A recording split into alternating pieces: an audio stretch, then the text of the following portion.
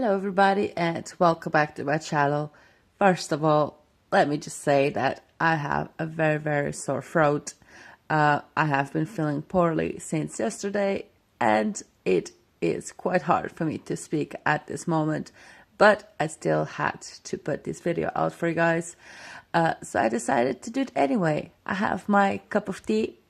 Not that is going to help, but I still have faith that it will. Anyways, today I have a Edwardian style house. So initially I was going to start a new series on this channel. I narrated this video already and then realized that on the day that I was going to upload this video, that someone else had the exact same idea. Like the exact same idea that I had. And I mean, I don't like to do things that other people are doing. So I decided against the new series. I will think of something else in the future. Don't worry about that. I'm thinking also making a few new tutorial videos. But this series, I'm not going to do it. But I still wanted to upload this house. That's why I have been having the trouble to narrate it all over again. So this is a Edwardian style house. Now bear in mind, this is a very conservative sized house.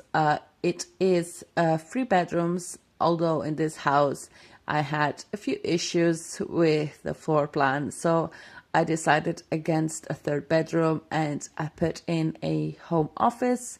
There is 1 bathroom upstairs. Downstairs you have a small sitting area, which is open plan with a dining area and a small kitchen.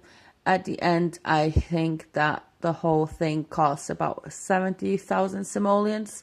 So if you are a person that plays with the rules, that doesn't cheat for money, I think it will be quite easy for you to make the money to buy this house. The lot is, and if I'm not mistaken, is a 20 by 15 square grid.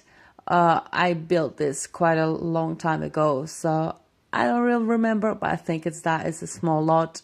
I placed this in the empty city that came with the Sims 4 update. Yep, with the Sims 4 update, they added a free city, and that's where I built this house.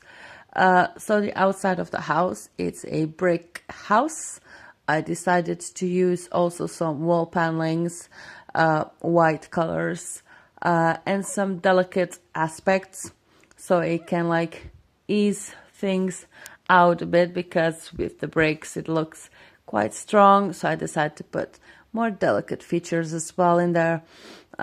So I think that in the end it makes up a good contrast. It has a nice little balcony at the back, upstairs I mean, and at the back of the house you have a small little patio area which has a barbecue and some seating.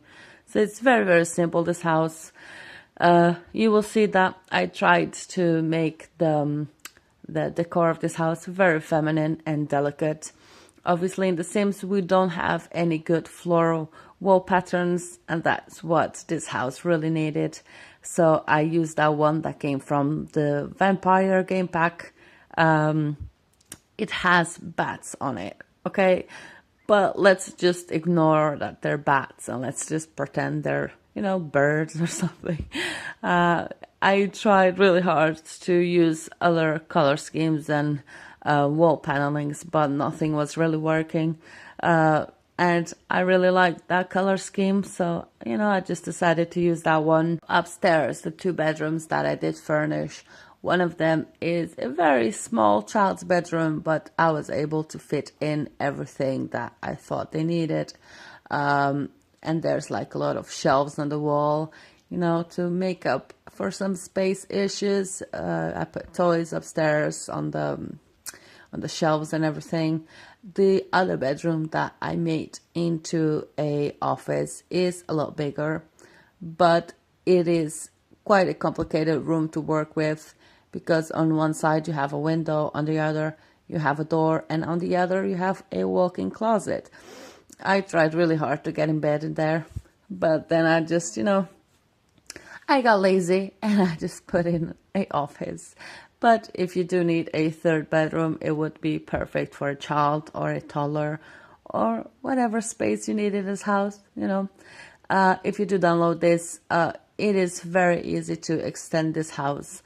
You can extend, downstairs or add another floor on top, or maybe make a basement. It's very easy to extend this house. You don't need massive building skills to do that. It's a very, very easy floor plan as well. Very easy on the exterior, on the details is very easy as well. Very simple and plain. So if you do want to do that, then you have that option as well. So before I build any of my houses, I do a bit of research into the certain kind of style that I'm building. Obviously, this is Edwardian style.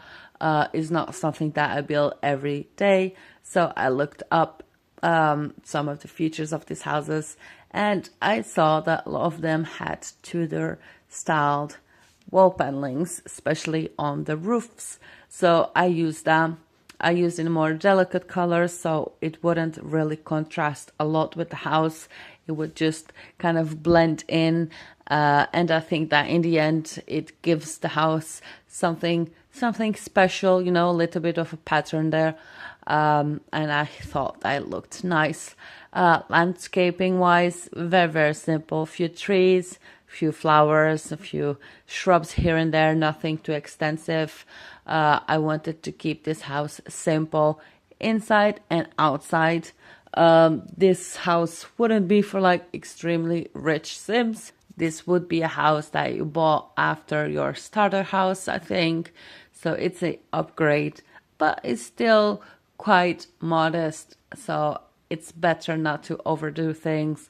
It certainly doesn't warrant a swimming pool or a jacuzzi or anything like that, at least not in my point of view, because I'm building it to look simple and plain. But by all means, if you download this house and if you get good money, you can go ahead and include that. The worst room to decorate and to furnish was the kitchen, because there's a lot of weird angles in this house.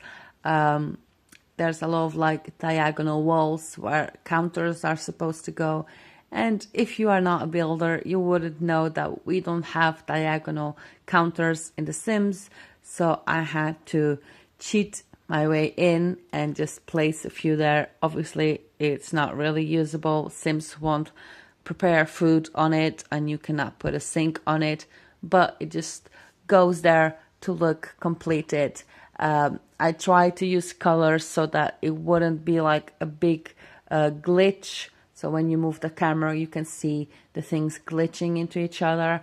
And I think that I came up with a good compromise.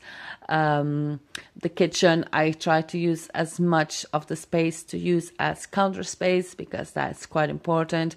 You do need quite a lot of things in The Sims.